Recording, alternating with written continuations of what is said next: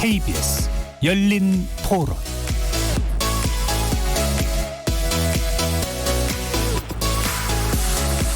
안녕하십니까. KBS 열린 토론 정준희입니다. 모른다고 말하면 안 되겠구나. 남과 북이 자유롭게 오갈 수 있는 그날을 위하여 한반도에 더 이상 전쟁은 없을 것이며 완전한 대화를 통해 핵없는 한반도를 실현하는 것이 우리의 공동 목표라는 것을 확인했습니다. 그리고 이미 채택된 북남 선언들과 모든 합의들을 철저히 이행해 나가는 것으로 전환적 국면을 열어나가기로 하였습니다. 역대 북남 합의서들처럼 시작만 뗀 불미스러운 역사가 되풀이되지 않도록 노력해 나갈 것입니다. 이 역사적인 장소에서 만나니까 또 대통령께서 이렇게 분리설까지 나와서 맞이해 준 거에 정말 감동됐습니다. 가져온 것은 위원장님하고 엉덩이였습니다. 2년 전 오늘 그야말로 한반도의 봄을 느끼게 해줬죠. 남북 정상이 손을 맞잡고 남과 북의 경계에서 함께 걸음을 옮기는 순간 전 세계의 시선은 판문점으로 향했습니다. 평양냉면집이 문전성시를 이뤘고 따사로운 햇살 그리고 새소리, 물소리가 평화롭게 들렸습니다. 한반도 남북분단사에서 손꼽히는 명장면을 선사했던 4.27 판문점 남북정상회담이 오늘로 2주년을 맞았는데요. 판문점 선언을 도출했고 남북 군사합의와 같은 후속 조치가 취해져서 군사적 긴장이 크게 완화됐다는 평가가 있는 한편 남북관계와 북미관계 모두에서 교착 국면에 빠져있는 상황이기도 해서 그저 판문점 선언이 미완에 그친 것은 아니냐는 평도 있습니다. 코로나19로 새로운 국제 질서가 예견되고 있는 지금 열린 토론에서는 4.27 2주년을 맞아 문정인 대통령 통일외교안보 특별보좌관을 직접 스튜디오에 초대해서 판문점 선언의 의미 그리고 평가, 한반도 평화체제 구축을 위한 과제는 또한 무엇인지 집중적으로 논의해보는 시간 마련했습니다. KBS 열린 토론은 여러분들이 주인공입니다. 문자로 참여하실 분은 샵 9730 누르시고 의견 남겨주십시오. 단문은 50원, 장문은 100원에 정보 이용료가 붙습니다. KBS 모바일 콩, 트위터 계정 KBS 오픈 그리고 유튜브를 통해서도 무료로 참여하실 수 있습니다. 날카로운 의견과 뜨거운 참여 기다리겠습니다. KBS 열린 토론 지금부터 출발하겠습니다. 살아있습니다. 토론이 살아있습니다. 살아있는 토론, KBS 열린 토론. 토론은 라디오가 진짜입니다. 진짜 토론, KBS 열린 토론.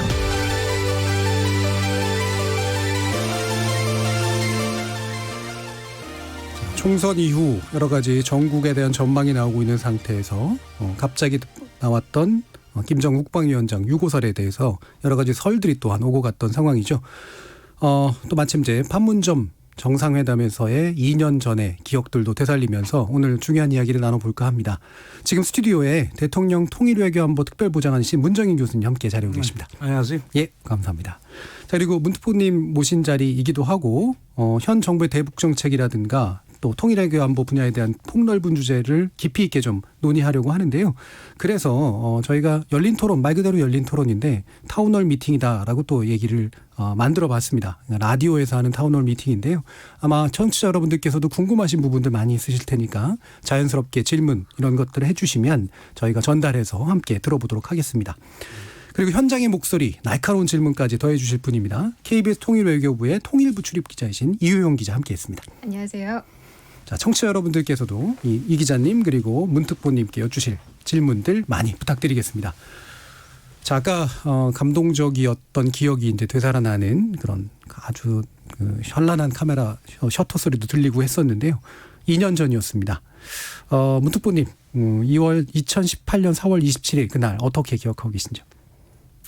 저는 그날 저녁에 판문점 정상회담 저녁 모임에 갔었죠. 예. 그래서 김정은 위원장도 직접 봤고 이설주 여사, 그다음 김여정 부부장도 직접 만나 뵙기 때문에 저는 상당히 감회가 새롭습니다. 예, 사실 그때가 평양 동계올림픽, 평양이래네요. 평창 동계올림픽 뭐 이게 열리냐 마냐 뭐 한참 이렇게 얘기하다가 갑자기 이제 대탕트 분위기가 되면서 또 이제 확 이제 전환이 일어나서 실제로 이제 그 문 대통령의 어떤 정부 출범과 함께 이렇게 정말 남북 관계가 개선이 되는구나라는 그런 희망에 부풀었던 이제 그런 시점이었었잖아요. 근데 그렇게 이제 드라마틱한 변화가 있었을 당시에 충분히 더 밀고 나갈 수 있다 이런 생각을 하셨었나요? 그때 어떤 그 순서로 전개가 됐느냐면요. 예. 우선 이제 신년사에서 김정은 위원장이 남측하고 대화할 용의가 있다. 그러니까 우리가 바로 이제 접촉을 했죠. 예. 그래서 이제 조명균 당시 통일부 장관이 고위급 회담하자 북측이 응했거든요. 그래서 이제 합의가 된 게 결국 평창올림픽 때 폐회식에 이제 고위 대표단을 보내겠다. 놀라운 거는 개회식에 김영남 상임위원장도 있지만 단장으로 오셨지만 결국 김여정 부부장이 왔고 예. 그 특사 자격으로 왔거든요. 그러니까 거기에서 모든 게 이제 풀리기 시작했던 거죠. 그래서 문재인 대통령 혹은 김정숙 여사가 아주 그 김여정 특사를 아주 정중하게 대해줬고 아주 좋은 인상을 받고 갔고요. 그다음 폐회식 때 27일인가에 이제 김영철 통일전선부장 겸 당 중앙위 부위원장이 내려왔죠. 거기서 실무적인 얘기들 많이 됐을 겁니다. 그래서 3월 5일 날 우리 정영 실장하고 서훈 원장이 특사로 이제 평양을 예. 가게 됐죠. 그때 아주 놀라운 얘기를 이제 김정은 위원장으로부터 듣게 되죠. 그러니까 결국 김정은 위원장이 얘기하는 건 4월 말에 정상회담 합시다. 정상 간 직통전화서 가설합시다. 미국이 우리에게 핵 위협 안 하면 우리 핵 안 갖습니다. 비핵화는 선대의 유훈입니다. 이렇게 딱 들고 나오고 그러면서 남쪽에서 공세적인 뭐 한미연합 군사훈련 같은 건 우리 그것도 안 하겠다. 예. 그리고 우리 미국하고 관계 개선하고 싶으니까 남측이 좀 다리를 놓아달라. 이런 얘기를 했죠. 그러니까 아주 파격적인 제안을 한 거죠. 그래서 3월 9일 10일 우리 정영 실장하고 서훈 원장이 다시 워싱턴을 가서 트럼프 대통령한테 그 김정은 위원장이 메시지를 전했고 그때 아마 제가 기억하기에는 트럼프 대통령 참모들은 상당히 반대를 했어요. 네. 정상회담하는 걸. 그런데 트럼프 대통령이 뭐 이런 얘기를 했답니다. 당신 같은 참모들이 있어서 과거 대통령들이 북한 문제 해결 못했다. 네. 나는 내 길로 간다라고 해서 이제 우리 측 제안을 받아들였고 그리고 그 만남이 끝난 다음에도 우리 정용 실장을 백악관 그 잔디밭에서 특별히 이제 기자회견을 하게끔 이렇게 주선을 해줬거든요. 그게 큰 반전을 가져온 거죠. 그런 네. 점에서 이제 우리 정부가 문재인 정부가 사실상 미국과 북한 사이에 일종의 중간 역할을 네. 해준 것 아니냐, 촉진자 역할을 해준 것 아니냐 그렇게 됐죠. 그렇게 해서 이제 왜냐면 미국 측에서 그렇게 나오니까 항상 북은 미국의 동향을 보고 움직이니까 그 트럼프 대통령이 아주 호의적인 반응을 보이니까 자연히 그게 4.27 정상회담이 성사되는 데도 또 이끌어진 거고 5월달 가서 또 여러 가지 이제 발언 때문에 존 볼튼 발언 우리 최선희 예. 부부장 발언 뭐 이런 것 때문에 미 북 관계가 좀 어려웠지만 또 우리 대통령이 또 그 5월 27일인가에 또 김정은 위원장하고 판문점에서 아주 그 비밀리에 회동을 하지 예. 않습니까? 예. 그래서 결국 그렇고. 그게 이제 6월 12일 이제 싱가포르 북미 예. 정상회담이 이루어졌던 거거든요. 그런 이런 숨막히는 배후의 노력들이 있어서 예. 결국에 판문점 선언도 됐던 것이고 그리고 6월 달 북미 싱가포르 예. 정상회담도 가능했던 것이죠. 예. 자, 이렇게 우리 정부의 노력 그리고 이제 미국의 트럼프 대통령이 어떻게 보면 또 예상 못한 전향적인 태도 이런 것들이 잘 결합되면서 그 어려움을 잘 극복해 왔던 그런 시점인데요. 지금도 기억해 보면 이제 4.27 굉장히 좀 두근두근 거리는 그런 이벤트였고 뭐 프레스센터 같은 데 보면 외신 기자들 잔뜩 모여가지고 정말 누구나 지켜보고 있었던 그런 시점이었는데 이효영 기자도 그날 되게 많이 바쁘셨을 것 같은데요. 그렇죠. 그날 저도 뭐 하루 종일 이제 뉴스 특보 출연하고 예. 그다음에 뭐 판문점에 최대한 가까이 도라산역에 그 스튜디오를 9시 뉴스 스튜디오를 특별히 설치했거든요. 거기 가서도 이제 현지에서 진행을 했는데 그 하루 종일 이 들어오는 화면들을 실시간으로 보면서 설명을 하고 중계를 했는데 뭐 저희 기자들이 보기에도 너무나 이제 파격적인 장면들이 계속 그렇죠. 이어졌었기 때문에 특보를 진행하면서도 저희도 굉장히 좀 놀랍고 뭐 좀 흥분되기도 하고 그랬던 기억이 예. 많이 납니다. 예. 그걸 보고 이제 약간 불편해하시는 분들도 있었어요. 예, 그러니까 쇼에 불과한 거 아니냐, 뭐 이런 식의 얘기도 하고 그럼에도 불구하고 저는 뭐 개인적으로는 적의 쇼라도 저 정도 되는 장면들이 계속됐으면 좋겠다 이런 개인적인 생각들을 했었는데 지금 이제 뭐 2년을 생각해 보면 뭐 지금 와서 이제 하는 평가이긴 합니다만 기대했던 대로 이제 방향이 완전히 잡히지는 않았잖아요. 그 2년 동안의 어떤 노력 어떻게 평가하시나요, 문 교수님? 글쎄요, 그저 판문점 선언을 보면요, 이제 서문이 있고 그 다음에 3개 항목으로 이제 돼 있거든요. 그래서 그 다음에 3개 항목 11개 그 이제 합의로 돼 있는데 우선 뭐 제가 볼 때는 그 판문점 선언의 그 서문이 저는 상당히 좋았다고 봅니다. 예. 이제 전쟁 끝났고 새로운 평화가 시작된다라고 하는 것, 평화 새로운 시작이라고 하는 그 캐치프레이즈가 나올 만큼 그건 상당히 의미가 있었고요. 그 다음에 이제 1항의 경우는 교류 협력에 관한 거니까 그거는 과거에 있었던 6.15 선언이라든가 14정상선언의 연장선상에 있는 걸로 볼 수 있겠죠. 그러나 2항은 상당히 예외적이었어요. 그러니까 군사적 긴장을 완화시키고 신뢰를 구축하고 그리고 전쟁이 일어나지 못하도록 예방적 조치를 취해야 되는데 두 정상이 합의한 거는 사실 이거는 6.15에도 없고 14에서도 없어요. 14에서 우리 그때 당시에 노무현 대통령이 상당히 집어넣으려고 했는데 그게 돼 있지 않았었거든요. 그런데 이번에는 그게 이제 명시적으로 돼 있었고 그리고 사실상 9.19 평양선언의 1항이 그리고 그에 따른 부속 합의서가 이 판문점 선언 2항에 기초하고 있는 거거든요. 예. 그거는 상당히 의미가 있었던 거라고 보고 그나마 가장 획기적인 3항이었던 것 같아요. 그러니까 종전선언을 하고 정전협정을 평화협정으로 전환시키고 그다음에 항구적인 평화체제를 만들고 예. 그리고 이와 더불어서 한반도의 비핵화, 한반도 비핵화를 적극적으로 추진해 나가고 그 과정에서 남과 북은 제 역할을 다하고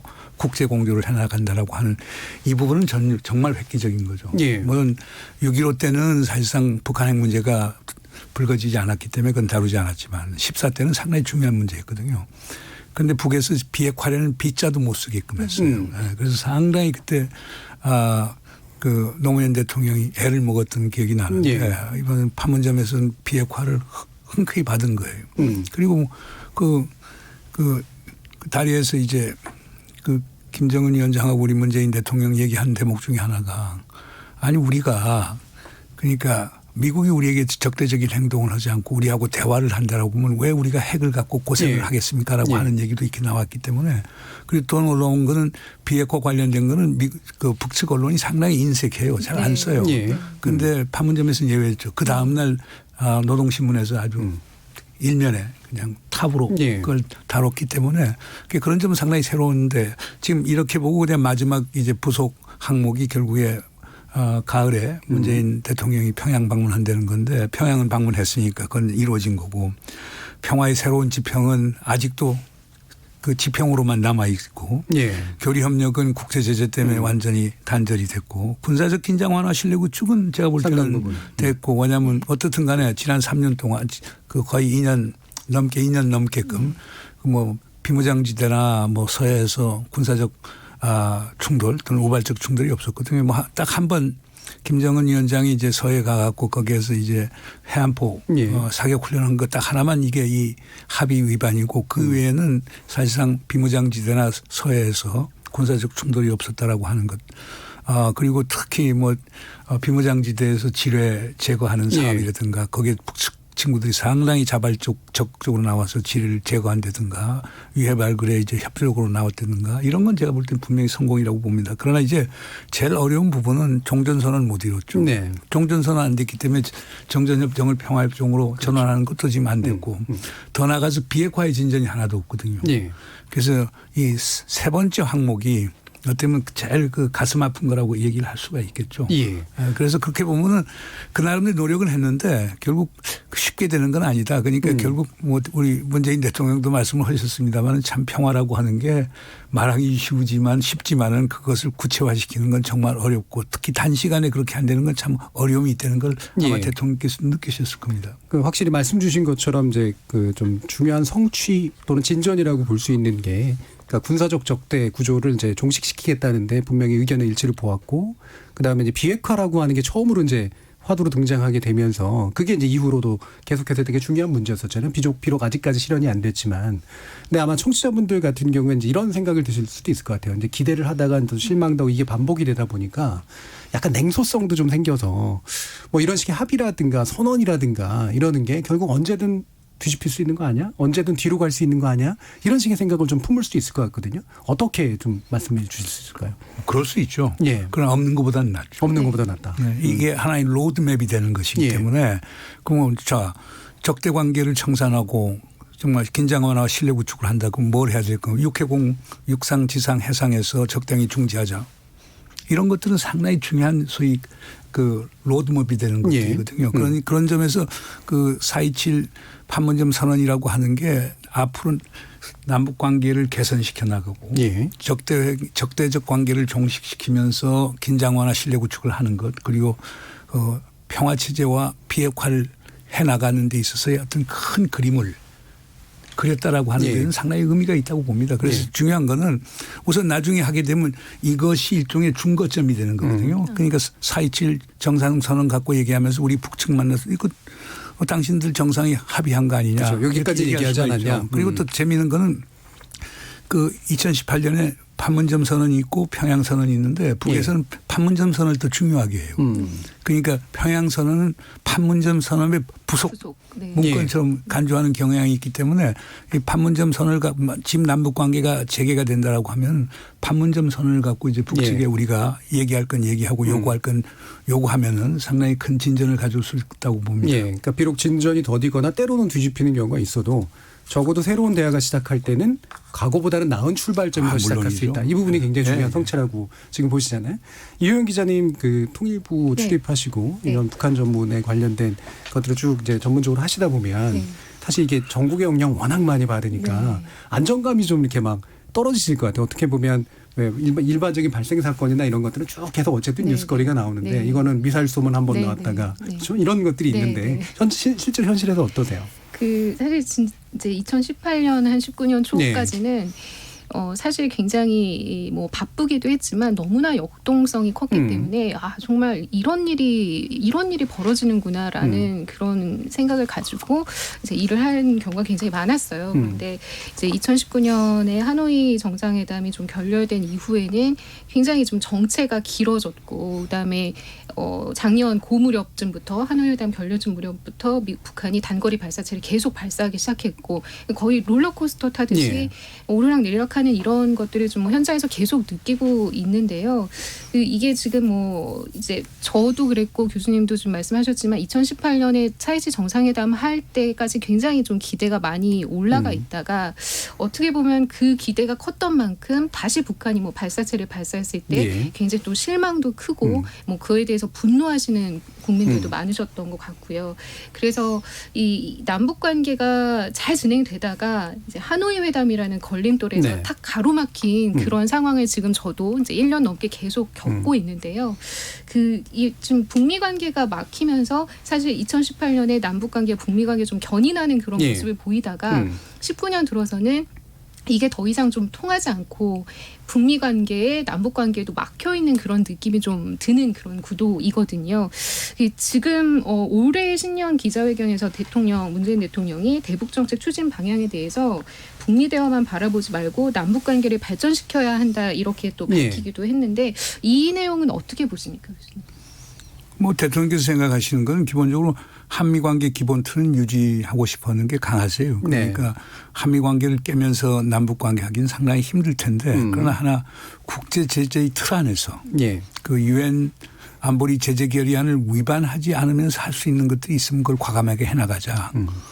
지금 그런 걸 얘기하시는 거거든요. 그러면 신년사에서 얘기했던 게 방북 그러니까 방문과 관광 그다음 그 첫 번째고 두 번째로는 비무장지대를 국제평화지대로 만들고 문화유산을 유네스코에 등재하는 게 두 번째 사업이고 세 번째로는 철도 연결 사업이죠. 그러니까 진짜 안보리 제재 때문에 이제 직접적인 연계가 어려우면 동해 북부선이라도 해서 바로 상황이 반전이 되면 바로 북측하고 철도가 연결될 수 있도록 하려는 것들 그리고 뭐 대통령 강조한 사항은 아니지만 서울시가 지금 추진하고 있는 2032년 하계올림픽 서울 평양 유치에 관한 것들 이런 것들이 대통령이 얘기하신 거고 오늘 수석 보좌관 회의에서 대통령께서는 코로나 사태 이후를 대비해서 예. 결국에 공공보건 특히 코로나 관련된 남북 협력을 강조를 하셨거든요. 그러니까 이런 것들은 내가 볼 때는 유엔 안보리 제재에 크게 걸리지 않으면서 할 수 있는 거거든요. 근데 예. 지금 정부의 고민은 뭐냐. 북에서 답이 없으니까. 네. 그러니까 북에서 답을 주면 이제 시작할 수도 있는 건데 그러나 북의 기대치는 상당히 클 거라고 봐요. 예. 그러니까 북은 기본적으로 남측이 그 김정은 위원장이 아까 모두에서도 결국에 과거에 소위 약속은 이행돼야 된다라고는 합의 이런 것들은 이행돼야 된다는 걸 강조를 했는데 지금 북의 입장에서 보면 우리가 판문점이나 평양선은 하나도 이행 안 했다는 거거든요. 예. 그런데 지금 우리가 얘기하는 안들이 북의 입장에서 보면 어떻게 보면 성에 안 차는 그런 것들인데 문제는 쉬운 것부터 시작을 해야죠. 예. 적은 거라도 성공을 하게 되면은 그래서 성공의 신화를 만들면 우리가 미국을 설득하기 쉬워지고 국제사회를 설득하기가 쉬워지는 건데 그런 점에서 북이 빨리 화답을 해야 될 것 아닌가 생각이 됩니다. 예, 일단 교수님 말씀 주신 게 이제 우리 정부가 결국 한미 관계 틀을 깨진 않고 국제 제재 틀도 공조의 틀을 깨지 않은 채 한국 정부, 남한 정부하고 북한 정부가 해낼 수 있는 어떤 교류 문제라든가 뭐 경제적인 어떤 문제라든가 이런 것들은 좀 더 시급하게 하자라는 쪽으로 일단은 방향을 잡고 있다고 말씀 주셨는데 그럼 이효영 기자께서 지금 구체적으로 정부가 어떤 것들을 추진해 좀 정리를 좀 해 주시죠. 네.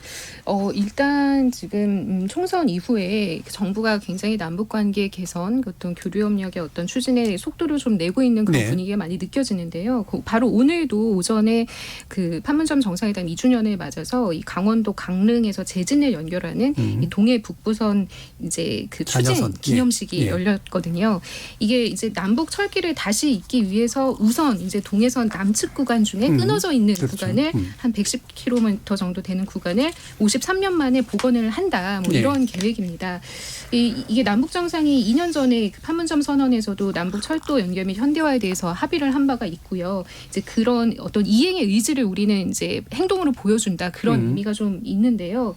이게 역시 아까도 이제 말씀 주셨지만 2018년도에 그 공동조사까지 진행을 했다가 19년도에 전혀 이후에 진척이 되지 않고 있는 그런 상황인데 일단 정부는 뭐 남측 구간에 대한 정비를 잘 마친 다음에 남북 간 철도 연결도 계속해서 추진을 시키겠다 이런 보관이고요. 뭐 올 초부터 꾸준히 관광이라든지 예.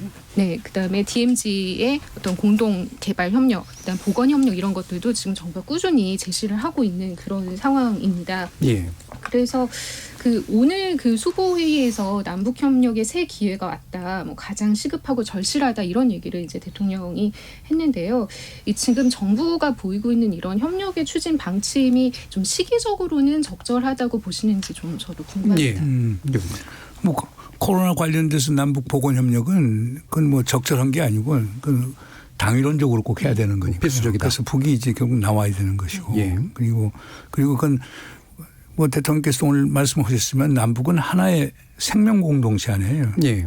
그리고 그거 생명 공동체라는 인식이 있어야 평화 공동체로 갈 수 있기 때문에 그 생명 공동체 핵심이라는 것은 남과 북이 인간 안보에 문제가 생기면 이루어질 수가 없는 거거든요. 그런 점에서는 코로나 방역 문제 관련해서 남북한 보건 협력이 지금 빨리 이루어져야 되고 그거 하는 데는 뭐 국제사회도 그 문제를 제기하지 않을 겁니다. 예. 그리고 코로나 바이러스와 관련된 건 이미 국무부에서 인도적 차원에서 이제 제재 면제를 해줬기 때문에 지금 할 수 있는 게 많거든요. 그러니까 지금 관건은 우리는 제가 볼 때 다 준비가 돼 있고 이제 북에서 대화에 나와서 그리고 이걸 갖고서 구체적인 이제 행동으로 옮기는 것만 남았다고 생각이 됩니다. 그래서 그건 그렇지만 뭐 다른 것들은 뭐 쉽지는 않을 거예요. 그러니까 뭐 제일 이제 핵심 중에는 유엔 안보리 제재 결의안 중에서 이제 전략물자와 관련된 부분들에 대해서는 사실상 현실적으로 어렵거든요. 근데 문제는 이제 그걸 우리가 위반을 하게 되면 우리 스스로가 또 제재를 받게 돼요. 네.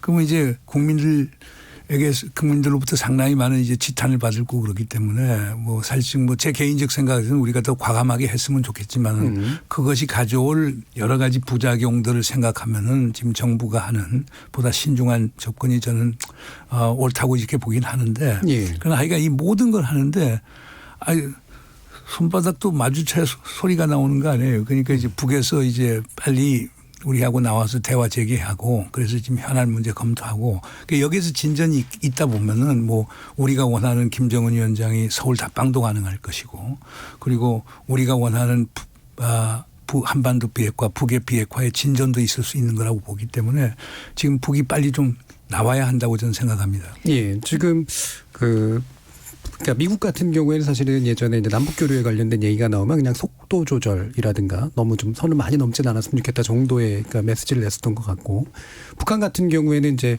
당사자로서의 모습을 보여라 이런 이제 불만도 상당히 많이 표시하고, 그다음에 실제로 이제 금강산 관광단지라든가 이런 거에 관련된 것도 보면 계속적으로 불만이 읽히잖아요. 그 말씀처럼 아무런 대답도 안 하고 있는 이제 그런 상태에서 이 미국의 기류와 이제 북한의 이런 불편한 기류 사이에서 한국 정부의 운신의 폭이 굉장히 좁은 상태인 것만은 분명한 것 같거든요. 아주 좁죠. 예. 그러니까 2018년 11월에 이제 한미 간에 이제 워킹 그룹이라는 걸 만들어서 그래서 우리가 남북 관계 진전되는 걸 전부 다 미국 측에 투명하게 보여줬고, 거기서 이제 미국이 원하는 걸 얘기하는 과정에서 사실상 남북 관계는 거의 다 거기서부터 이제 이제 소위 제약을 받기 시작하고 그다음 거기서 진전이 전혀 없게 됐죠. 그 과정에서 이제 북한의 불만은 더 높아지고, 그러면서 이제 2019년 2월 27일, 28일 이제 하노이 2차 북미 정상회담에서 아무런 성과를 내지 못하면서 북은 완전히 이제 등을 돌린 셈이 됐거든요. 예. 그러니까 북측에서도 보면은 우리가 하는 거에 대한 불만이 많을 수밖에 없겠죠. 그럼에도 불구하고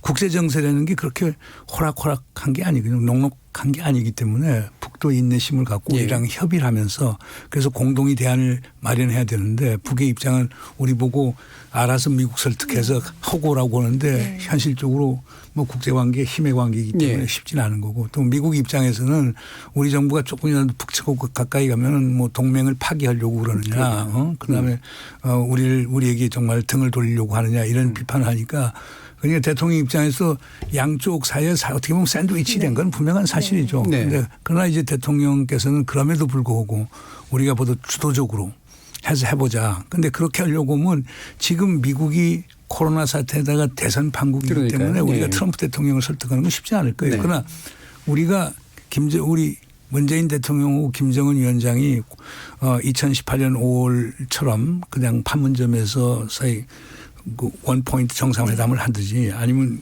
김정은 위원장이 서울 답방을 한다라고 하면은 거기에서는 내가 볼 때는 공동의 대안이 나올 수 있는 것 아니냐. 지금 그런 방법 통하지 않으면은 지금 상당히 어려울 겁니다. 그러나 하나 분명한 거는 미국을 설득을 하는데 남북 간의 공조가 제일 중요하다는 겁니다. 뭐 거기서 미국이 불평불만 할 수는 있지만 우리도 뭐 주권 국가인데 국제 제재, 유엔이 지정한, 위안안보리가 지정한 이제 국제 제재의 틀을 벗어나지 않은 범주 내에서는 우리가 할 수 있는 것들이 많다고 보기 때문에 그렇게 하면서 뭔가 풀어나가야 되지 않을까 생각이 됩니다. 그 말씀하신 그 부분이 또 어떤 분들한테는 되게 신기하게 들릴 수도 있을 것 같아요. 그러니까 미국을 설득하는데 남북 간의 공조가 필수적이다. 이 부분이 그러니까 흔한 이제 이런 이제 현재 같은 기류를 반대하거나 불편해하는 분들 같은 경우에는 남북 간의 공조에서 미국을 설득하는 것 자체가 미국하고 거리가 멀어지고 미국의 심기를 건드리는 거 아니냐, 막 이런 식의 이제 태도도 충분히 보이시긴 하잖아요. 바로 그 부분, 그러니까 설득이 가능하기 위해서 남북 공조가 필요하다. 어떻게 더 말씀 주실 수 있을까요? 아니 뭐 이유는 간단한 게요. 우리가 미국에 대해서 갖고 있는 레버리지, 지렛대가 뭡니까? 사실상 별로 없습니다. 딱 있다라고 하면은 북을 설득할 수 있는 것. 그 북이 비핵화하는데 보다 전향적으로 나오도록 할 수 있는 것. 그게 아마 미국에 대한 가장 큰 우리의 지렛대일 거예요. 그러니까 공조 안 되는 게 남북이 짝짝꿍해서 미국을 배제시켜서 안 되는 게 아니고 우리의 공동 목표인 한반도의 평화, 한반도의 비핵화라고 하는 이런 대승적 목표를 향해서 남과 북이 아주 건실한 토론을 하고 그리고 북측에서 솔직하게 미국이 뭘 원하는가를 얘기해 주고, 그럼 우리 대통령, 트럼프 대통령 또는 트럼프 대통령이 만약 재선이 안 되면 그다음 뭐 바이든 대통령 앞에 전달해 주면서, 그래서 결국에 남북, 북미, 한미 이 삼각관계가 선순환이 될 수 있도록 하는 게 제일 바람직한 거거든요. 그러니까 제가 볼 때는 남북 간에 뚫리지 않으면은 우리가 워싱턴을 설득하기 상당히 힘들어요. 지금도 미국 입장은 그래요. 워싱턴에 평양에서 우리 앞에 바로 오는데 서울 안 들리고 뭐 서울에서 할 거 별로 없다. 서울은 우리말 들어라라고 하는 입장이거든요. 그러나 실상은 북이 미국하고 양자적으로 해서 설득해서 다룰 수 있는가? 저는 상당히 회의적이에요. 그렇죠. 커뮤니케이션이 이렇게 잘 안 되는 거죠. 커뮤니케이션뿐만 아니고 결국에 우리가 미국을 알아도 평양보다는 더 많이 알고 네, 그렇죠. 그다음 더 많은 우리의 벗들도 있고 우리를 지지해 주는 사람들도 있고 그러니까 어떻게 보면 북이 원하는 것을 우리를 통해서 미국에 전달해 줄 수도 있는 거거든요. 근데 이제 북이 그 점에 대해서는 좀 상당히 인색한 것 같아요. 예. 그러니까 북은 그러니까 그것도 또 있어요. 북은 기본적으로 생각하는 게 뭐 주한미군이 있고 이제 한미동맹이 있기 때문에 한국은 미국의 사실 괴뢰라고 생각하는 게 아직도 강하거든요. 예. 그러니까 자기들은 직접 주인하고 소위 후견인 이 아니고 피후견인 우리가 피후견이 되는데 후견인하고 직접 대화하게 되는 의지가 강한데 그러나 현실 엄밀하게 따지고 보면은 우리랑 얘기하는 것이 결국에 그 우리 후견인 미국하고 얘기하고 설득하는데 훨씬 도움이 된다는 걸 좀 깨달아야 될 것 같습니다. 예, 그 부분이 참 되게 중요한 것 같은데 지금 오늘 얘기의 아마 또 한 가지 핵심이긴 합니다. 근데 지금 우리가 북한하고 얘기할 수 있는 통로가 잘 없는 상태에서 김정은 위원장이 도대체 어떤 상태인지 잘 모르겠는 이제 이런 건데 현재까지 정부가 신변 이상은 없다라는 그런 입장이잖아요. 그 내용 좀 정리해 주시죠, 이원 기자님. 이 정부는 뭐 지난주부터 지금 꾸준히 그런 입장을 견지하고 있는데요. 오늘도 북한 내부의 특이 동향은 없다 이렇게 지금 거듭 밝혔습니다. 지난주 NSC 상임위원회에서도 밝혔듯이 현재 북한 내부의 특이 동향은 없음을 확인했다. 그 입장이 지금도 유효하다 이렇게 이제 통일부 브리핑을 했고요. 김현철 통일부 장관도 이제 한 포럼에서 정부는 특이 동향이 없다고 자신 있게 얘기할 수 있을 정도로 정보 역량을 갖추고 있다. 정보 역량을 이렇게 갖추고 있다. 얘기를 하기도 했습니다. 예. 자, 이 부분이 이제 그래서 되게 중요한데 결국에는 뭐 CNN의 이제 보도 가지고 촉발됐던 이제 그런 사건입니다만 이제 현재까지 오버라고 이제 지금 밝혀져 있는 상태고요. 그래서 우리 정부가 지속적으로 이런 메시지를 내고 있는데도 불구하고 그러니까 어떤 언론 일각에서는 안 믿으려고 하고 그다음에 이제 자기가 듣고 싶은 어떤 보도가 외국 언론에서 너무 또 그거는 또 인용하는 이런 식의 상황 어떻게 봐야 되나요, 덕분님? 글쎄 우리가 지금 그 북한에 대한 보도라고 하는 건 상당히 이원적 구조예요. 하나는 결국에 북에서 넘어온 탈북자분들 또는 중국에서 이제 북한을 연구하는 사람들 또 거기에 이제 브로커 같은 사람들 이런 사람들 통해서 많은 이제 대북 정보를 수집을 하거든요. 그 일종의 휴민트라고 하는 인간 정보의 한 측면이 되겠는데 그걸 갖고 조금의 신뢰성이 있으면 그러니까 CNN처럼 이제 거기에서 드리는 그러니까 NK 데일리 나온 것을 CNN에서 접촉을 했는데 제가 알기는 CNN 서울지국에서는 그거에 대한 신뢰성을 별로 안 줬고 근데 워싱턴에서 그 정보를 갖고 국무부에 있는 모 인사에게 이게 사실이라고 물었더니만은 뭐 중퇴일 가능성도 있다라고 한 그런 게가 나오면서 CNN에서 보도가 된 거거든요. 그러니까 CNN 그 워싱턴 부로하고 그 서울 지국 사이에 큰 괴리차가 있죠. 그러니까 CNN 서울 지국에 있는 사람들하고 얘기했을 때는 자기들은 사실상 좀 회의적이었는데 워싱턴에서 치고 나가니까 결국 자기들 그걸 폴로우 해줄 수밖에 없다는 얘기를 하는 거거든요. 이제 그런 게 하나가 있고 다른 하나는 이제 정부 기관들 한국 정부, 중국 정부, 그다음 미국 정부, 뭐 일본 정부 비교적 북한에 대해서 상당한 정보 수집 능력이 있는 이런 국가들에서 공식적으로 얘기하는 것. 그런데 그런 건 별로 언론이 보도를 안 해줘요. 오히려 그런 식으로 해서 소위 탈북 인사라든가 이런 분들 통해서 하는 그 어떻게 보면 상당히 선정적이죠. 센세이셔널한 그런 보도. 그러니까 뭐 NK 데일리 보면 뭐 김한유 병원에서 뭐 1호 의사가 가고 무슨 평양 제2병원에서 가고 이렇게 하고 뭐 향산 진료소에서 뭐 하고 아주 구체적인 걸 얘기하거든요. 그러니까 그럼 서양에 있는 분들은 북을 잘 모르니까 그게 상당히 설득력 있게 보이니까 거기에 웨이트를 주는 거거든요. 그러나 가령 정부 정보기관에서는 절대 그런 식으로 구체적으로 얘기하지 않습니다. 그럼 우리가 안다는 것을 북에 바로 노출하는 게 되기 때문에 그러나 그걸 종합 판단해서 하는 거거든요. 그래서 우리가 뭐 조금 이제 부연을 하면은 우리가 북에 대한 정보를 어떻게 할 것인가. 그러면 아까 말하는 이제 우리가 뭐 탈북 인사들 포함해서 하는 것은 어떻게 보면 단편적인 휴민트 인간 정보에 따르는 거거든요. 그런데 우리가 정보 수집을 하는 것은 인간 정보에서 휴민트도 있지만 테킨트라고 해서 기술 정보가 있습니다. 기술 정보는 영상 정보하고 암호 정보, 그다음에 측정 정보라고 이렇게 구성이 되어 있는데 우리 정부 같은 경우는 이걸 이제 종합을 하는 거예요. 그러니까 예를 들어서 영상 정보라고 하는 건 뭐냐? 우리가 뭐 U2 미국 주한 709 사령부에서 뭐 U2기 같은 걸 띄우고 그래서 고고도에서 촬영을 하고 그다음에 지금 글로벌 혹을 지금 가동 중인지 모르겠지만 글로벌 같은 고고도 무인 정찰기에서도 감시를 할 수 있고 그다음 뭐 키홀 시리즈라고 해서 그 소위 첩보 위성을 통해서도 감시를 할 수 있고 다양한 형태로 감시를 예. 하거든요. 이제 그렇게 해서 그건 사진을 찍는 거예요.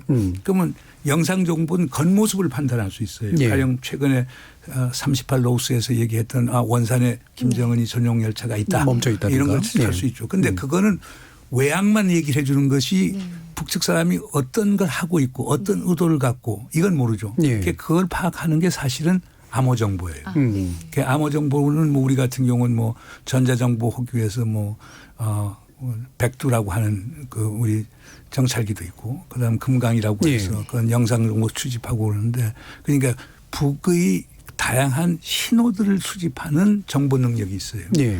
그러면 이제 그걸 종합 판단하는 것은 사실 국정원하고 국방정보본부에서 다 취합을 해서 그다음에 청와대 안보실 가서 이제 기본적으로 그거에 대해 협의를 하는 거거든요. 그러니까 정부 입장에서는 인간 정보, 기술 정보 중에서도 이제 영상 정보와 암호 정보를 정보. 총괄적으로 보고 정보 판단을 내리는 건데요. 그런데 예. 정보 판단은 구체적일 수가 없어요. 우리가 구체적으로 설명하면 북에서 우리가 아는 게 뭔가 알기 때문에. 그렇죠. 가령 김정은 위원장이 동선에 대해서 우리 정부가 알면서도 얘기를 못 할 거예요. 네. 그러면 그것이 나가는 그 순간 동선 변경시켜버리고 위장 전술, 디코이 전술을 네. 치면서 또 하기 때문에 수집이 더 어려워지죠. 네. 그러니까 정부 입장에서는 알고 있으면서도 많은 걸 얘기를 못 해요.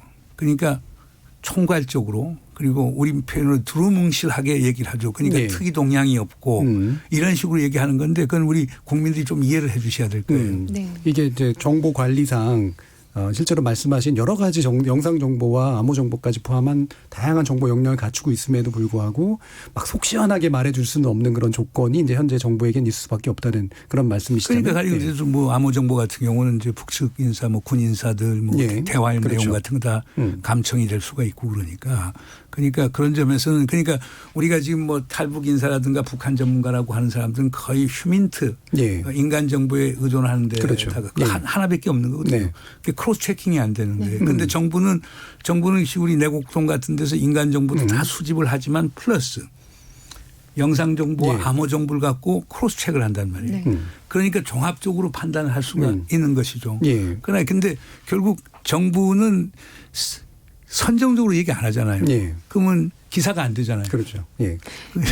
즉 그런 사정 예, 때문에 기자님. 정부에서는 예. 두루뭉술하게 이제 얘기를 할 수밖에 없고 그럼에도 불구하고 사람들은 궁금하니까요. 네. 뭐 저한테도 많이 물어봅니다. 김정은 위원장 어딨냐, 죽었냐, 살았냐 정말 많이 물어보는데 어제 좀 이제 눈에 띄었던 기자가 예. 이제 특별님께서 폭스뉴스와 인터뷰에서 김정은 위원장이 건재하고 그다음에 13일부터 원산에 체류 중이다 이렇게 말씀하셔서 좀 많이 보도가 됐습니다. 네, 굉장히 선명하게 말씀하셨죠. 네네. 네. 그래서 이런 부분에 대해서는 뭐 어떤 뭐 정보나 어떤 걸 좀 바탕으로 해서 말씀을 주신 건지 좀 설명해 주시면. 아니, 뭐 나도 취재원이 많으니까 취재원이 많으니까 종합적으로 판단하는 건데 근데 이제 그거는 이제 제가 그 팍스 뉴스의 그 뉴욕 런던에 있는 그 선임 그 시니어 포린 코레스폰던트 그렉이라고 하는 예. 친구 오랜 친구예요. 그 친구가 이제 저한테 원래 그 공식 인터뷰를 한 게 아니고 저랑 오래된 친구인데 저한테 What's going on? 어떻게 돼가고 있느냐 이렇게 딱 하길래 제가 그냥 써서 우리 정부 입장은 아주 firm 단호하다.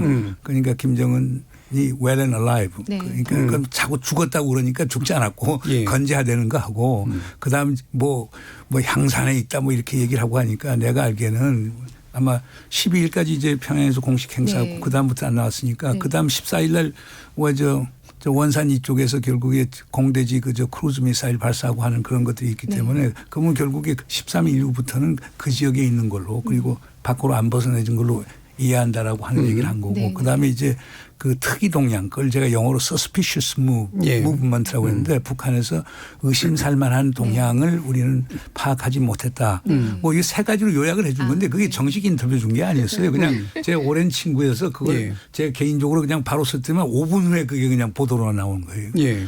그렇지만 굉장히, 그냥 모든 세계 언론이 저한테 그냥 달라붙어 갖고 그것도 추가 설명해달라고 그래서 저는 그랬어요. 그냥 팍스 뉴스 나간 거니까 예. 그건 이제 퍼블릭 멘트니까 공식적인 내 발언이니까 그걸 인용하라고 해서 뭐 CNN도 그걸 인용하고 네. 뭐 블룸버그도 그걸 인용하고 하는 건데 그러나 제가 얘기한 건 상식적으로 얘기하는 거예요. 그러니까 지금 가령 예를 들어서 이런 것들을 가정할 수 있겠죠. 그냥 정말 김정은 위원장의 유고가 생겼다. 그러면 우리가 제일 봐야 되는 것은 군부 동향이거든요. 예. 그러니까 그렇게 되면 뭐 쉽게 얘기해서 북에서 무슨 뭐 구와 정변 같은 것도 일어날 수 있고 예. 하려면 그러면 뭐 호위사령부 갖고만 안 되는 거니까 그럼 주요 병력이 사실 평양 외곽을 싼다든가 이런 것들이 우리가 말하는 특이 동향이거든요. 그다음에 이제 집단적으로 이제 북한 지도부가 소위 우리가 알지 못하는 장소에 네. 뭐 집결해서 뭐 네. 토론할 이런 것들이 이제 특이 동향인데 그런 것들이 없는 걸로 봐서는 김정은 위원장의 네. 신변에 큰 문제가 있는 건 아니고 그다음에 이제 보통 북 전문하는 사람들은 그런 얘기를 해요. 4월 19일 날 이제 외무성 보도실장 이름으로 해서 네. 트럼프 대통령이 김정은 위원장에서 친서를 친서? 받았다. 네. 퍼스널 노트를 받았다고 네. 그러는데 그게 아니라고 하는 이제 성명이 나오거든요. 예. 그런데 이제 북을 오랫동안 다룬 사람은 그건 김정은 위원장이 개인적인 지시 없으면 그게 나갈 수 나올 수 없다 이거예요. 없는. 만약 네. 6호라고 하면 그 네. 19일 날인데 6호라고 하면은 아예 발언을 하지 않고 왜냐하면 다른 어디 무슨 건국기념일에 친전을 보냈다 이런 것들이야 관행적인 거라고 볼 수 있겠지만 그냥 4월 19일 외교부 보도실장 그런 성명 그것도 트럼프 예. 대통령을 겨냥한 그런 것들은 제가 볼 때는 김정은 위원장의 어떤 개인적 지시가 없으면 어려울 것 아니냐. 예. 그렇다면 20일 날 NK 데일리 보도에서 결국 향산 클리닉에서 수술을 받았다는 얘기가 나오는데 제가 볼 땐 시차가 안 맞는다고 그러는 거죠. 그러면 예. CNN은 사실상 NK 데일리 바꿔서 그다음 미국 국무부 관리한테 물어보고 그다음 그걸 보도화 시킨 거니까 그럼 20일, 22일 나온 기사들의 네. 신빙성이 좀 문제가 있지 않은가 이렇게 본 거죠. 예. 예. 네. 근데 이제 그럼에도 자꾸 의혹이 많이 증폭이 되는 게 심지어 김정은 사망설까지 나오고 하는데도 지금 북한이 명확한 입장 표명을 안 하니까요. 예. 왜 가만히 있지? 왜 나타나지도 않지? 그런 의문은 많이들 가지시는 것 같아요. 왜 그런 걸까요? 북한 입장에서. 글쎄 간단하죠. 그러니까 우선 지도자와 관련돼서 민감한 반응을 보이면 오히려 네. 국제사회 여론에 북이 휘둘린다라고 네. 하는 인상을 줄 네. 수 있고 북은 모든 게 주체적으로 하니까 자기들 페이스에 맞춰서 쭉 한다라고 하는 생각이 되니까 때가 되면 나오겠죠. 그러니까 예. 저는 근데 자꾸 외신하고도 그 얘기를 했지만은 물론 북한은 수령제 국가니까 수령이 제일 중요하죠. 수령이 있기 때문에 당이 있고 당이 있기 때문에 소위 국가가 있고 그다음 군이 있고 인민이 있다라고 하는 일종의 오이일체를 기초로 하고 있기 때문에 수령이 상당히 중요하긴 하죠. 그러나 저는 제가 볼 때 그래요. 김정은 위원장이 정말 변고가 있다. 그게 급변 사태로 나갈까. 그래서 북한 사회가 혼란에 빠지고 위기가 오고 저는 그렇게 보지 않습니다. 그러니까 왜냐하면 지난 70년 이상 통치한 소위 김정은 일가의 북한 지배체제라고 하는 것 또 거기에 동참해서 먹고 살았던 기득권 세력이라는 게 상당히 두껍고 네. 넓기 때문에 제가 볼 때는 만약 유고가 있다라고 하더라도 지금 체제 지금 정책 노선은 그냥 유지할 가능성이 상당히 많을 겁니다. 예. 네. 그게 당군 집단지도 체제로 가든 군에서 결국에 소위 정권을 잡든 아니면은 우리가 말하는 이제 백혈통에서 나와서 하든지 간에 그러나 하나 분명한 거는 당군 협력하에 집단지도 체제가 있을 것이고 그다음에 백두혈통 중에서 한 분을 이제 지도자로 이렇게 공립하게 되면은 정책의 지속성이 그냥 있기 때문에 그렇게 그걸 갖고 우리가 소위 걱정할 필요는 없지 않은가 하는데 근데 여기 깔려져 있는 건 하나 있죠. 영어로 wishful thinking이라고 하는데 그렇죠. 예. 북한 김정은 체제가 망해서 네. 북한이 좀 혼란에 빠지고 그래서 우리가 북한을 소위 해방시키고 흡수를 하고 싶다라고 하는 이런 생각을 가지시는 분들 입장에서는 보수적인 시각인 가진 분들 입장에서는 이런 것들을 정말 증폭시킬 필요가 있죠. 그래서 북한 체제의 불안정성을 얘기하면서 그러면 이제 그게 미국 같은데 한국 같은데도 결국 어떤 여론을 조성할 수 있느냐. 이게 조금만 더 밀면은 저 체제가 망해. 그럼 우리가 원하는 평화도 얻을 수 있고 우리가 원하는 통일도 얻을 수 있다라고 하는데 그게 저는 좀 걱정되는 부분이에요. 왜냐하면 나라의 정책이라고 하는 것은 객관적 정보에 그렇죠. 또는 contextual intelligence라고 해서 맥락적 정보에 기초해야 되거든요. 그 정보라고 하는 것은 객관적이어야 하고 맥락에 맞는 어떤 이해를 전제로 해야 되는데 이게 가치가 게재돼서 그렇죠. 선입견을 예. 갖고 이렇게 얘기하게 되면 좋은 정책을 내기가 힘들겠죠. 예. 제가 저희가 지난주에서도 이렇게 북한 보도 관련된 문제점을 짚으면서 말씀하셨던 위시풀 띵킹, 뭔가 이렇게 바라는 바가 가치로 섞여서 정보를 그릇 판단하고 특히 특종을 원하고 단독을 원하는 언론의 욕구가 결합되면서 나왔던 여러 가지 문제들이 그대로 또 노정되고 있는 것이 아닌가 싶습니다. 이렇게 좀 더 냉정하고 객관적인 우리 정부의 정보 역량을 믿고 거기에 대한 맥락적인 해석들이 좀 필요한 상태인 것 같은데요. 아마 청취자 여러분들도 여러 가지 궁금증들이나 의견들이 있으실 것 같아요. 한번 들어보고 가겠습니다. 정의진 문자캐스터. 네, 4.27 판문점 선언 2주년 특별기획 코로나19 팬데믹과 한반도 미래란 주제로 청취자 여러분이 보내주신 문자 소개해드리겠습니다. 네, 먼저 김영준님, 국제사회에 대북 제재가 존재하는 한 우리 정부가 할 수 있는 일은 제한적일 수밖에 없다고 생각합니다. 북한이 선제적으로 비핵화에 나서고 한반도 평화에 적극적으로 나오길 기대합니다. 유튜브로 이창섭님, 지금 중국이 북한의 경제적 역할을 하고 있는데요. 이 연결고리를 끊을 수 있는 남북 경제협력에 속도를 내는 게 좋지 않을까 생각합니다. 콩 아이디 1967님, 북한이 선뜻 핵을 포기하지 못하는 이유는 미국을 믿지 못하기 때문이 아닐까요? 우리가 지금 할 수 있는 일은 설득하는 일일 텐데 북미 양측이 준비가 안 된 것 같습니다. 미국의 대선과 코로나19 상황 속에서 우리가 과연 무엇을 할 수 있을지 답답한 마음이에요. 그럼에도 불구하고 우리 정부의 노력을 믿어보겠습니다. 네, 문정인 특보님이 나오신 만큼 의견도 의견이지만 질문이 많았는데요. 9414님, 문정인 특보님, 평소 가장 궁금했던 부분은 왜 북한 문제를 푸는 데 있어 우리 정부의 입장이 촉진자로 명명되는가 하는 겁니다.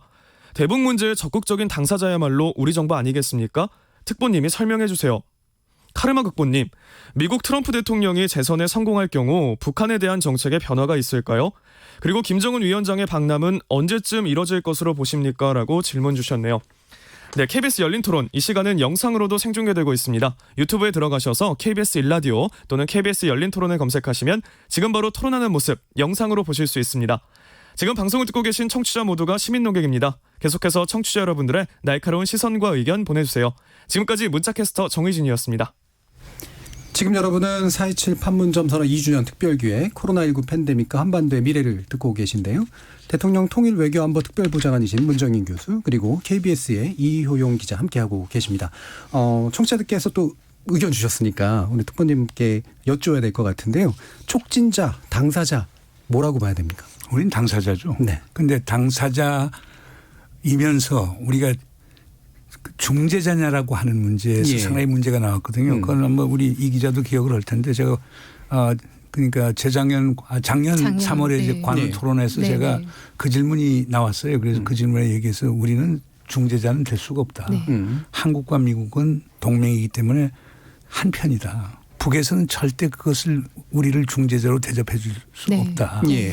그리고 미국과 한국이 한 편이기 때문에 당사자가 될 수밖에 또 없는 거거든요. 그래서 용어를 쓴다면 촉진자라고 할 수는 있다. 그랬더니만 3월 12일이죠. 북에 이제 네, 최선희 제2부부장이 받아갖고 예. 남측의 문정인 특보도 그런 얘기를 네. 했지만은 남은 중재자가 될 수 없다. 네. 예. 미국하고 한 편인데. 예. 그래서 뭐 촉진자라고는 할 수 있다고 하는데 그 후에 나오는 성명을 보면 촉진자도 무슨 촉진자냐. 예, 불만인 것 같아요. 이렇게 예. 지금 얘기를 했거든요. 예. 그래서 제가 볼 때는 아주 오르신 지적인데 우리는 기본적인 당사자예요. 예. 당사자인데 북미 관계를 다루는 데 있어서 우리가 중재자냐 촉진자냐 그건 오직 촉진자라고 하는 게 더 맞겠죠. 북미 예. 대화를 북미 관계에 촉진하려고. 있어서는. 근데 중재는 될 수가 없죠. 우리는 미국하고 한 편이기 때문에 네. 그건 현실적으로 어려운 개념이 되겠죠. 예. 그럼 또 한 가지 이제 여쭐게. 아까 이제 말씀했던 것처럼 트럼프 대통령의 재선 과도에 관련된 문제인데 많은 분들이 트럼프 대통령 당선됐을 때 이제 망했다 뭐 이렇게 생각하시는 분들도 있다가 북미 관계가 굉장히 안 좋아질 거라고 보고. 근데 이렇게 되게 보면 의외의 요소로 굉장히 많이 화해하는 그런 분위기가 남았다가 또 역시 이제 예측이 되게 불가능한 상태에 왔는데 그래서 많은 분들이 고민하시는 것 같아요. 이제 뭐 고민의 결과가 미국 대통령의 재선에 영향을 주지는 않겠습니다만 트럼프 대통령이 되는 게 나아? 아니야? 이런 고민들을 지금 하고 있거든요. 어떻게 보시나요? 근데 무슨 트럼프 대통령이나 바이든이 대통령이 되면 바이든이나 뭐 큰 차이는 없다고 봐요. 근데 트럼프 대통령이 처음에는 아주 과감하게 했는데 네. 지금은 사실상 대북 문제를 뭐 국무부 중심하고 네. 소위 안전보장회의 NSC 중심으로 해서 관료들이 지금 거의 다 하거든요. 네. 그러니까 아까 그 북핵 방식 중에 하나가 핵을 먼저 해체하라, 선해체하라. 그럼 후보생 하겠다라고 하는 걸 북에서 받을 이유가 없거든요. 네. 핵시설이 있지, 핵물질이 있지, 네. 핵무기 있지, 실현할 운만 수단인 각종 탄도미사일이 있기 때문에 북이 먼저 포기할 이유는 하나도 없거든요. 그러면 그거에 대해서 미국도 상응 조치를 처음부터 제시해서 동시교환으로 가야 된다는 말입니다. 그러니까 북이 제일 원하는 건 지금 제재 완화인데 뭐 북이 이제 사실상 약속을 안 지킬 수 있으니까 그럴 경우에 더 처벌을 더 가는 스냅백 스냅백. 제재 완화라고 해서 뭐 그런 걸 할 수도 있고 그다음 북이 제일 관심이 갖는 게 한반도 평화 체제하고 북미 수교인데 그것도 카드에 올릴 수 있고 그러니까 세 번째 뭐 지금 미국에서 방위비 분담 문제 때문에 이제 주한미군 뭐 감축 문제가 나오면은 그런 것 같은 것도 이제 북한 비핵화하고 연계시켜서 북한 비핵화 하는데 효과적인 카드로서 사용할 수도 있는 거거든요. 그다음에 이제 과거 소련이 냉전 끝나고 소련이 이제 그 핵무기를 해체하는 과정에서는 그 협력적 위협 감소 예. 프로그램이라는 거 CTR이라는 게 있는데요. 그걸 이제 당시 민주당 상원인 샘 넌하고 공화당 상원인 리차드 루가가 해서 예산을 150억 불을 땄어요. 그거 갖고 그 소련의 뭐 해체하는 데 들어가는 비용, 그다음에 예. 소련의 핵과학자 기술자들 다른 쪽으로 직업 전환시키는 거, 그다음에 당시 소련의 무슨 에너지 필요한 거 지원해 주는 이런 것들이 있었거든요. 근데 지금 미국은 북에 대해서 얘기할 때 그런 건 하나도 없이 무조건 해체하라고만 하니까 지금 예. 현실적으로 어려운 점이 있죠. 그래서 제가 이렇게 장황하게 들은 이유는 트럼프가 되든 바이든이 되든 소위 지역 전문가와 관료들은 예. 북에 대해서 상당히 강경한 조치를 네. 취할 것이다. 네. 네. 반면에 지금 바이든 캠프 내에서도 뭐 가령 버니 샌더스나 엘리자베스 워런 쪽을 일하던 사람들 다투 이제 연합을 했으니까 네. 그쪽 사람들은 대부분 기능적 접근을 많이 해요. 예. 그럼 아까 제가 얘기했던 그런 인센티브를 북에 주면서 협상으로 가자라고 하는 거니까 예. 그러니까 제가 볼 때는 우리 정부가 노력을 많이 해야 될 거예요. 그러니까 누가 되든 바이든이 되든 트럼프가 되든 하나는 지역 전문가 또는 강성 안보 전문가들 예. 다른 한쪽에서는 군축 전문가들 이 양자 간의 싸움이 있는 거거든요. 그러니까 우리가 어느 쪽 우리 정부 입장에서는 사실상 그쪽에 군축 전문가들 이런 사람들하고 많은 얘기를 해야 되고 예. 그다음 우리가 북을 설명을 할 때 그걸 설명해야 돼요. 그러니까 미국은 대통령이 당선된다고 해서 대통령이 마음대로 할 수 있는 게 아니고 네. 관료들이 있기 때문에 관료들이 결국 초기에는 대통령이 입김이 쓰지만은 네. 1년, 2년 지나가다 보면 관료들이 입김이 더 세지게 돼요. 예, 예. 지금 북도 마찬가지 네. 케이스인데 그 하노이 결렬이 대표적인 케이스라고 네. 볼 수가 있는데 그러기 때문에 장담할 수 없고 누가 되든지 간에 미국은 양분화될 것이고 우리는 어떻든 간에 누가 되든 협상파 쪽하고 많은 노력을 예. 해서 북한하고 협상하도록 해야 될 거고 또 북한도 그걸 잘 이해해 갖고 대미 접촉을 할 필요가 있지 않은가 생각됩니다. 네. 결국은 이제 미국 대통령의 밑에서 움직이는 실제 관료들 또 지역 전문가들이 군축 쪽으로 이제 힘이 기울어질 것이냐 또는 이제 안보를 강조하는 쪽으로 이제 갈 것이냐라는 것이 판가름이 날 것이다라고 얘기를 해주셨는데 아마도 이제 예전에 우리가 트럼프 대통령 시절에 지금 기대를 해왔던 건 김정은 위원장이 가지는 이제 어떤 리더십에다가 트럼프 대통령이 가지는 좀 의외의 요소가 결합하면 이른바 톱다운이 뭔가 가능하지 않을까 네. 이런 식의 생각을 했던 측면들이 좀 있었던 것 같아요. 근데 최근에 뭐 안 그래도 지금 미국 CNN 방송의 보도이긴 합니다만 트럼프 대통령이 대선 전에는 뭐 김정은 위원장과 3차 미국 정상회담도 원하지 않는다라고 이제 보도한 게 2월 10일자로 좀 나왔잖아요. 네. 이 부분 좀 이 기자님 네. 정리 좀 해주시죠. 이게 이제 CNN 방송이 2월에 미국 정부 관리 2명의 말을 인용해서 보도를 한 내용인데요. 이 트럼프 대통령이 재선 캠페인에 집중하면서 북한 핵 문제 해결에 대한 욕구가 좀 예. 시들해졌다. 뭐 이런 얘기였습니다. 이게 특히 중요한 게 이 트럼프 대통령의 선거 캠프에서의 어떤 판단이 이 북한 핵 문제가 재선에 그다지 중요한 이슈가 아니다. 이런 판단을 예. 했다는 겁니다. 그러니까 대선의 판을 흔들 수 있는 사안도 아닌데 괜히 잘못 접근했다가는 역풍에 휘말릴 수 예. 있다. 이렇게 우려하고 있다. 이렇게 분석을 한 그런 기사가 나온 적이 있습니다. 그런데 그것 예. 그게 트럼프 대통령 거래주의자거든요. 거래주의자. 트랜잭셔널리스트라고 하는데 만약에 자기에게 도움이 되고 미국의 국익에 도움이 된다라고 하면 할 거예요. 예. 그러니까 이제 문제는 북이 그러한 그 변화된 전형적인, 자세를 네. 가질 수 있는가. 정말 네. 지금 북이 트럼프가 당선되길 원하고 그래서 트럼프하고 딜을 하고 싶다라고 하면 협력적으로 나와야 되겠죠. 네. 예.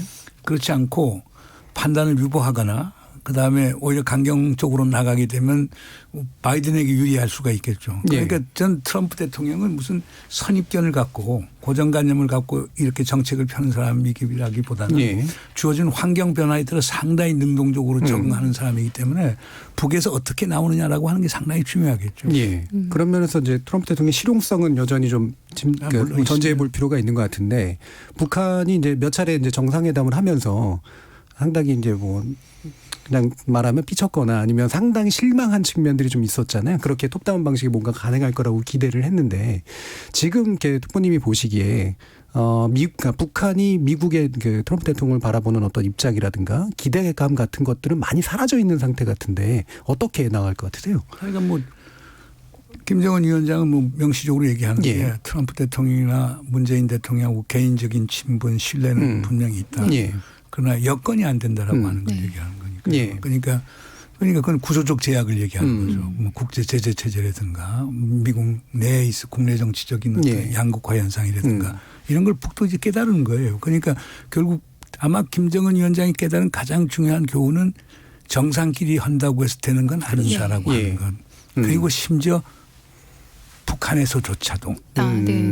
그러니까 그러니까 현실 정치, 그것도 현실 국제 정치가 얼마나 어렵다는 것을 아마 깨달았을 거예요. 그러니까 이게 보통 어려운 작업이 아니에요. 뭐 우리 언론은 이따가 대통령 뭐 이건 못하고 저건 못하고 이렇게 얘기를 하는데 그렇죠. 이런 종합적인 변수들을 봐야 되고 그다음에 더 중요한 거는 종합적 변수를 봐야 되지만은 더 중요한 건 정책을 하다 보면 자꾸 쫑이 나요. 그러니까 우리 대통령께서 전쟁은 안 나야 된다. 그러려고 하면 군사적 억지하고 한미동맹 강화해야 되잖아요. 그런데 또 한편은 또 종전선언하고 평화협정 만들어서 평화를 만들고 평화체제 하겠다.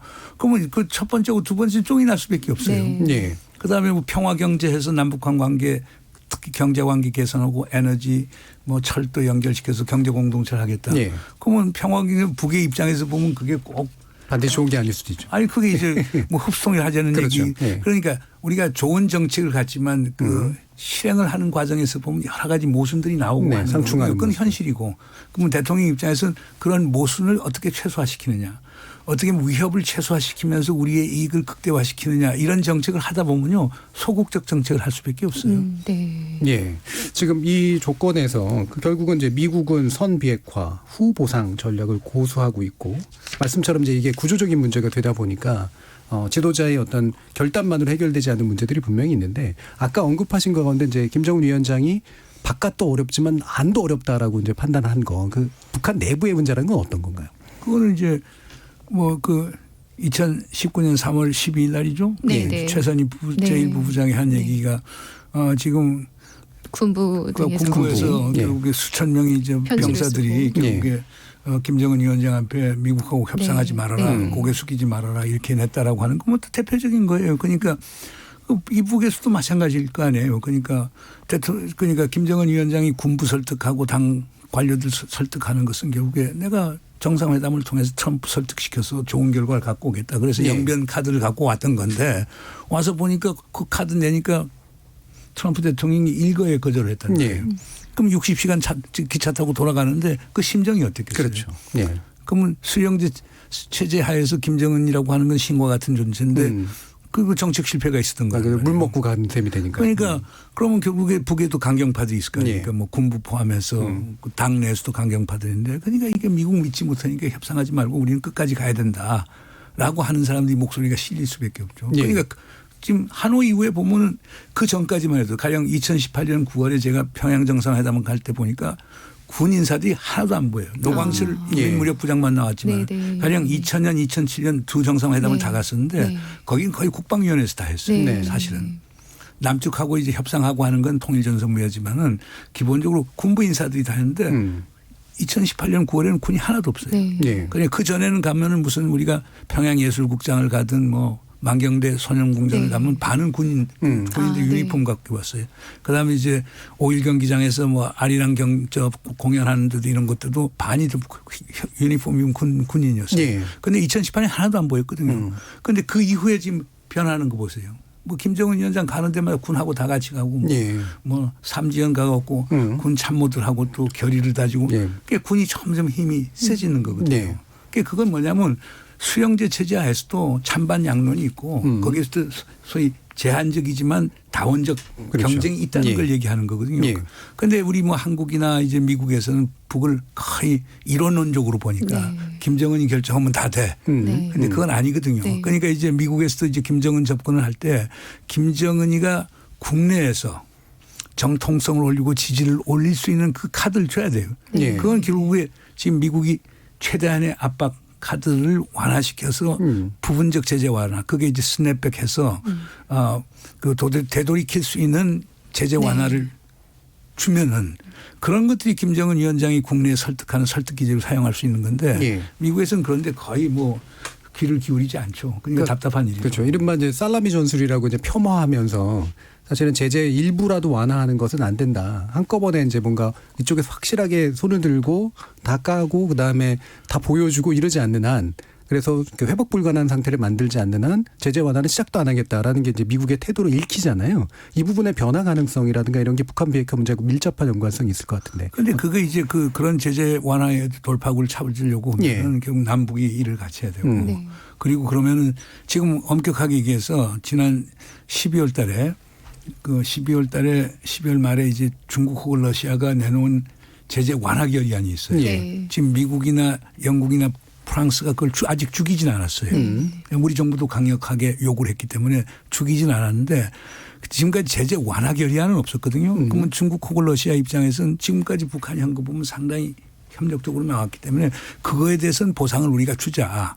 그런데 미국은 죽이진 않으면서 그거에 사실 반대를 하는 거죠. 예. 그러니까 진전이 별로 없죠. 그래서 그런 점에서 생각한다라고 하면은 남과 북이 지금 만나야 될 거는 자 북이 지금 김정은 위원장이 서울 답방 같은 걸 해서 우리 문재인 대통령하고 만나갖고 그런 걸 허심탄회하게 얘기를 해야 될 거예요. 그래서 예. 국제제재 체제를 어떻든 완화시키지 않으면 남북 경협이 어려운데 당신 비핵화 관련해서 뭘 할 수 있는가라고 하는 것을 허심탄회하게 얘기를 하고 예. 그러니까 우리 대통령은 그다음 트럼프 대통령이나 또 그다음 바이든이 된다면 바이든 대통령 만나서 그걸 얘기를 하면서 설득해 나가야 되거든요. 안 그러면 그냥 지금 악화된 현상 유지가 네. 계속되는 거예요. 네. 그럼 한반도의 긴장은 고조되고 그러기 때문에 참 지금 어려운 국면입니다. 예. 사실 이 남북 관계로서 어떤 물꼬를 틀려고 우리 정부가 뭐 많은 노력을 해봤는데 번번이 잘 안 됐거든요. 근데 올 초에도 사실 개별 관광이라고 하는 굉장히 좀 예. 야심찬 어떤 카드를 준비를 했었었는데 마침 그때 코로나가 그렇죠. 예. 이제 확산이 되면서 더 이상 뭐 그 지금 진행되기 어려운 상황인데 어떻게 보면은 지금 전 세계적인 코로나19의 그 위기가 이런 보건협력, 방역협력 쪽으로 좀 물꼬를 틀 수 있는 좀 전화위복의 어떤 계기가 될 수도 있을까요? 그 이번 대통령께서 예. 오늘 저 수석보좌관 회의에서 이제 말씀하신 게 그건데 그러니까 제일 먼저 내세운 게 생명 공동체. 그럼 남과 북의 주민들이 생명이 제일 중요한 거니까 그거에 대해서 협력하자. 지금 코로나 19라고 하는 우리의 공동의 위협이 와 있으니까 남북이 협력하자. 지금 오늘 뭐 하여간 담론을 던졌기 네. 때문에 좀 기다려 봐야 되겠죠. 그런데 네. 북 입장에서 그걸 안 할 이유는 없다고 생각하는데 예. 그게 제가 이해가 안 되는 부분이에요. 그러니까 물론 이제 판문점 선언이나 평양 선언을 일거에 지킬 수 있으면 그 이상 바랄 게 없죠. 예. 그러나 현실적으로 그게 가능하지 않잖아요. 그럼 한두 개 적은 거라도 성공 사례를 만들어야 돼요. 성공 사례를 만들면 국민적 지지가 있을 수밖에 그렇죠. 없어요. 북에서도 반대하는 사람들에 대해 목청을 낮출 수가 있어요. 네. 그런데 지금 그게 지금 아직 소위 접목이 안 되니까 네. 지금 어려움이 있는 거죠. 그럼 또 이제 이런 부분도 있을 것 같아요. 그러니까 북한 같은 공식적으로 이제 코로나19의 위험에 대해서 잘 대응하고 있고 확진자에 관련된 정보는 안 나오고 있는 그런 상태인데 그래서 내 쪽으로 보면 뭐 김정은 위원장 피신설까지도 얘기하고 그래서 이렇게 안에 있는 어떤 정보를 까서 보여주기가 굉장히 안 좋은 상태이기 때문에 그것에 응하겠느냐라고 하는 의심도 하는 분들이 좀 있잖아요. 어떤 상태라고 보세요? 뭐 그것도 일리는 있다고 보는데요. 예. 저는 그렇게 생각해요. 그러니까 우선 기본적으로 뭐 북이 이제 명분도 있으니까 예. 우리는 코로나 환자 없다. 뭐 결국 국제사회에서는 그걸 받아들일 수밖에 없는 거죠. 왜냐하면 세계보건기구 통계라고 하는 게 개별 국가에서 제출하는 자료 갖고 하는 거니까.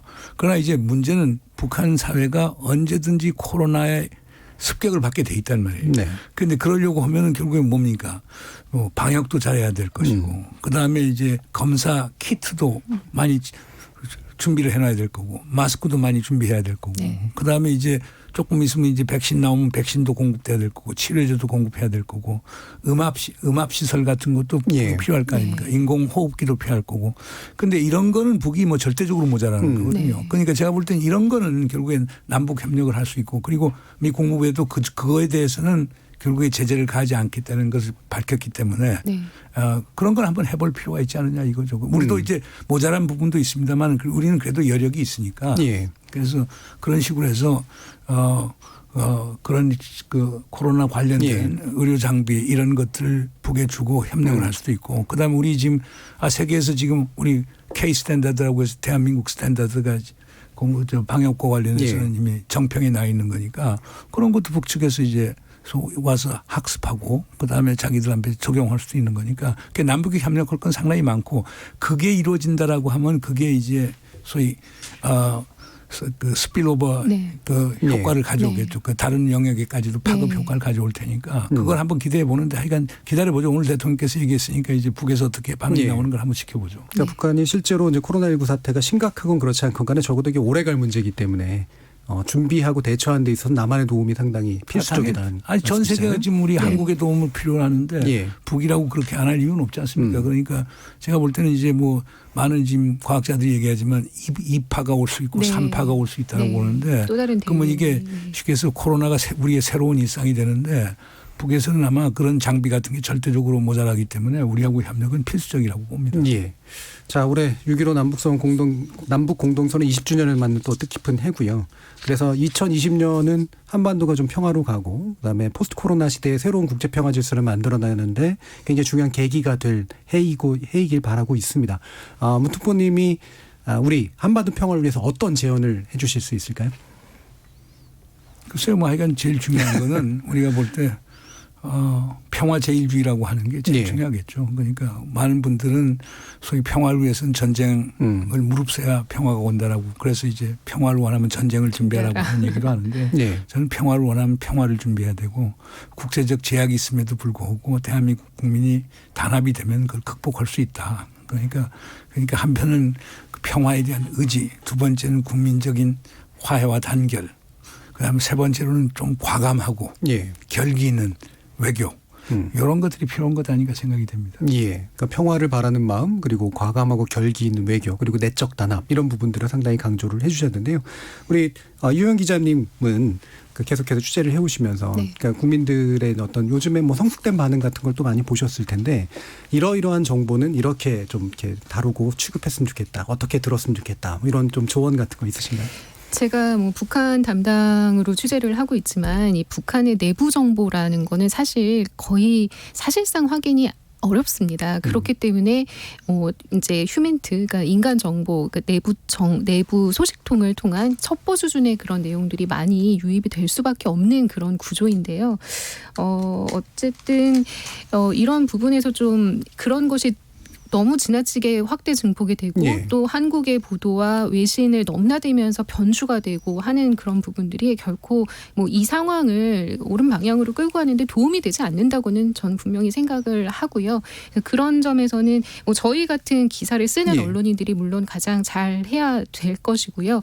시청자 여러분들도 이런 정보를 취함에 있어서 조금 좀 신중한 좀 입장을 가져주시면 더 좋은 도움이 될 것 같습니다. 긴 호흡으로 우리 정부가 가진 정보 역량을 믿고 옥석을 가리는 그런 정보 취합 같은 것들이 상당히 필요한 부분이 아닌가 싶습니다. 특히 한반도의 운명을 결정짓는 또한 앞으로의 길들이 있기 때문에 오늘 모신 문특보님의 말씀 또 귀담아 듣고 많은 분들이 관심을 가지고 지켜봐 주셨으면 좋겠습니다.